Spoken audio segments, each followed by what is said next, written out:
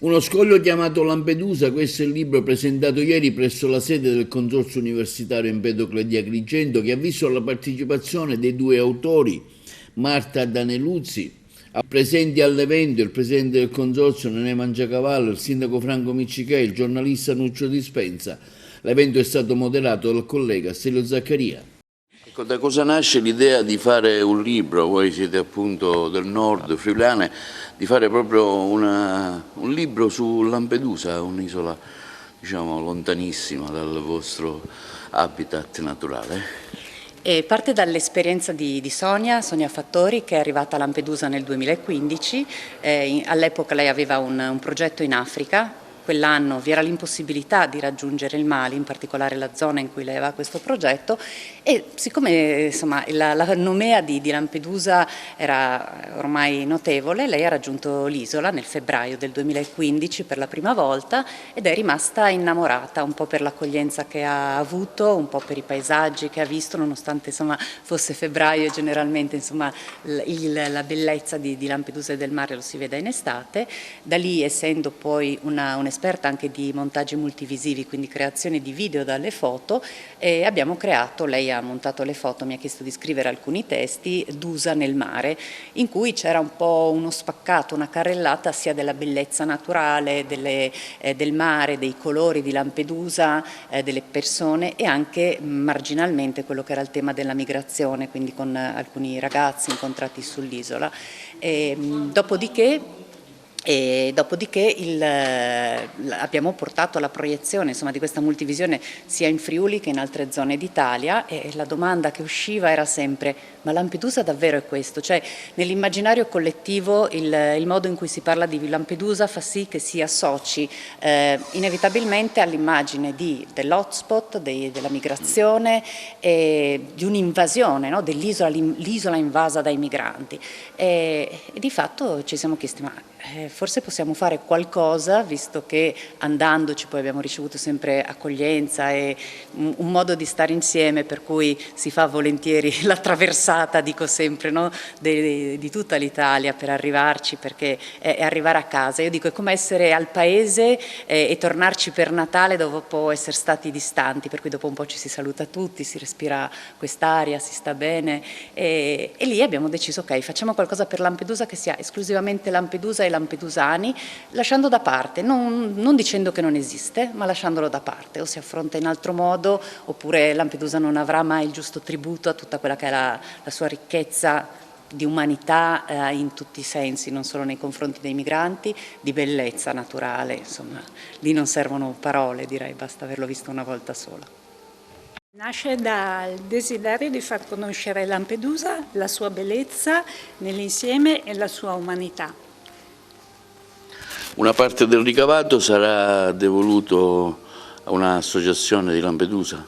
Sì, sicuramente abbiamo scelto di contribuire, di devolvere un contributo a favore dell'associazione Lipadusa in segno di gratitudine verso Lampedusa stessa. Cosa l'ha colpita dell'isola finché lei diciamo, arrivava a questa decisione di fare una pubblicazione? Insomma, è un testo anche importante che gode di due parti, no?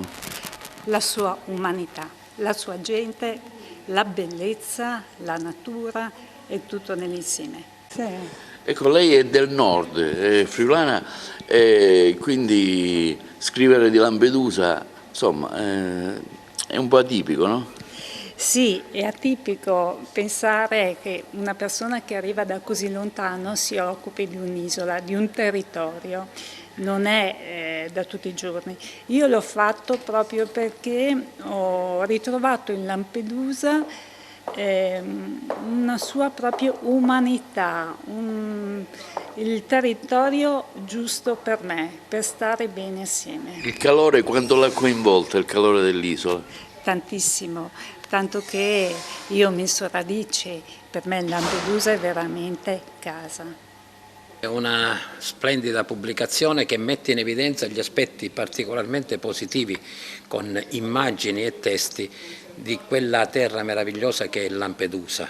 Anche in questo libro si possono cogliere i paradossi, le contraddizioni di un'isola bellissima al centro del Mediterraneo, lo scoglio che contemporaneamente può essere considerato un punto di approdo ma anche un punto di partenza. Una terra che dà gioia e soddisfazioni per quanto riguarda il turismo e la bellezza, ma che è centro anche di episodi spiacevolissimi che a volte hanno come epilogo la morte. Quindi è una terra di paradossi, una terra di contraddizione, ma che sicuramente ha assunto nel mondo un significato sociale di particolare rilevanza. Tutto il mondo conosce Lampedusa per quello che rappresenta in termini di accoglienza. Ed è per questo motivo che il sindaco e anche noi del comitato organizzatore abbiamo ritenuto di dare un posto di particolare rilevanza a Lampedusa all'interno del dossier di candidatura per Agrigento Capitale della Cultura, perché incarna plasticamente quello che è il testo, il titolo che abbiamo voluto dare e i progettisti hanno voluto dare al dossier, il sé, l'altro e la natura. Se ci riflettiamo, Lampedusa è il sé, l'altro e la natura, in termini non solo di accoglienza, ma anche in termini di protezione della natura, in termini di valorizzazione del parco marino e tutto quello che di positivo ci può essere. Per cui noi oggi siamo particolarmente lieti che due autorevoli autrici, quali Sonia Fattori e Marta Daneluzzi, una autorevole fotografa, l'altra eccellente giornalista, hanno voluto presenziare a questa presentazione che vede la partecipazione di molti agrigentini, nonostante oggi ad Agrigento, segno questo che c'è un grande fermento culturale, ci sono 3 o 4 eventi particolarmente rilevanti e significativi. Siamo particolarmente lieti, vogliamo continuare su questa strada di impegno culturale come consorzio universitario, perché la cultura è sicuramente fonte di benessere, di progresso e di, nel caso specifico, incremento dell'accoglienza. Il termine stesso dà proprio contezza di quello che è lo stesso libro. A volte così a primo acchito sembra un album, una raccolta di fotografie, invece non lo è. Spesso sono le immagini forti, toccanti, proprio spesso le immagini stesse hanno più parole delle stesse parole, scusate il gioco proprio di parole, però è un libro fantastico e, come dicevi anche tu, è un filo di unione, è come se fosse la mano protesa di Agrigento sul Mediterraneo. Noi abbiamo avuto anche l'intelligenza di inserire Lampedusa a fianco a Agrigento nel dossier di Capitale Italiana della Cultura 2025, perché uno dei temi principali di cui si fonda proprio lo stesso dossier è l'accoglienza. Quindi penso che questo evento oggi è un ennesimo tassello che noi andremo a unire a quel grande puzzle che sarebbe questo progetto, e speriamo di raggiungere l'obiettivo finale.